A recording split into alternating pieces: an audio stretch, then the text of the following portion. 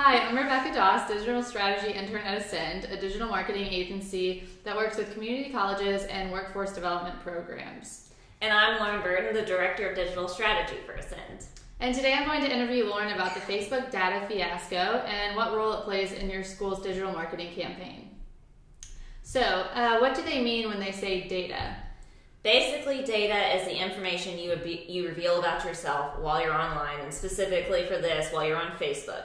The things you show interest in, the things you indicate that you're purchasing, the pages you like, and data doesn't mean like gathering your name and your social security number or your home address. Data is just basically tracking your activity, not your personal private information, unless you do something where you're saying it's okay to take this private information, which most people aren't.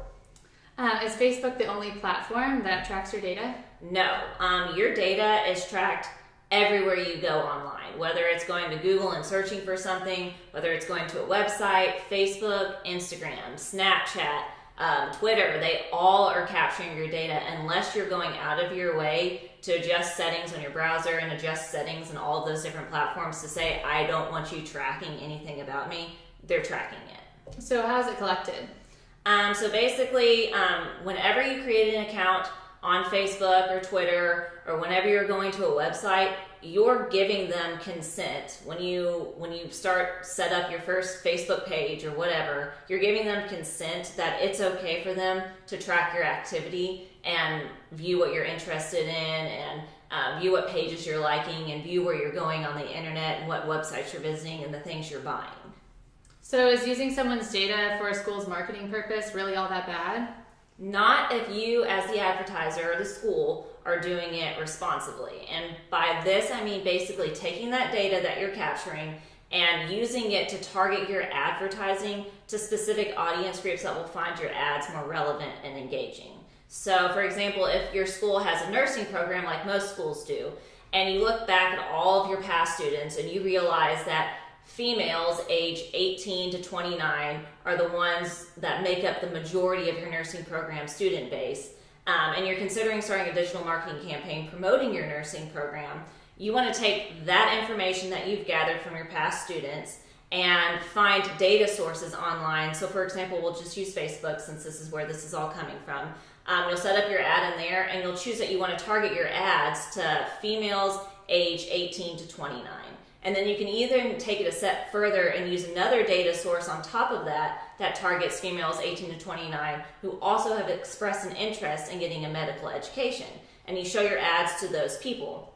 And that way you're using data responsibly because you're using historical information from your school and its student base. And you're using that to show your ads and promote your nursing program to people who are going to find it relevant. Whereas if you just show your nursing program ads to anybody and everybody on Facebook, or you show them to males age 45 to 65, you're going to run the risk of annoying them and showing irrelevant ads to them, which is going to ultimately ding your quality score with Facebook, which is an important aspect to your marketing on Facebook and give your brand basically a bad reputation online. So why would you want to use data for your school's marketing? Like I mentioned above, so that your ads are relevant to people and you don't annoy them, but furthermore, so that you increase your click-through rate and ultimately your conversion rate.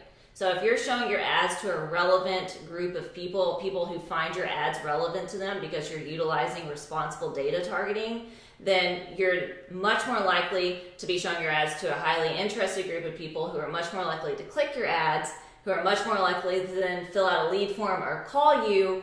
And so then you're increasing your click-through rate, increasing your conversion rate. So if you're showing your ads to people who don't find them relevant, then your click-through rate's probably going to just plummet, and your conversion rate's probably going to be almost non-existent because no one's going to your site through the ad because they can't relate to it at all. Mm-hmm. So what's the takeaway here for schools and using data to market? Basically, just be responsible with how you use it. Use it to make your ads more relevant, to get more potential students, and also just use it. You're running a greater risk of not using data and using it responsibly than you are to just use it. So for example, if you don't use data at all and you're just putting ads out there to anybody and everyone, You're going to cause a lot of people to start blocking your ads. You're going to give your school a bad online reputation, and your ads are going to annoy people.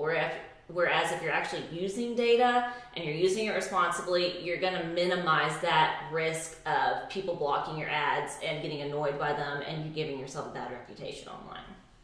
So that was all very useful information, and it made data collection seem not so scary like we've been seeing in the news lately. So as long as your school is responsible with how they use data to target their ads, there's nothing to be worried about.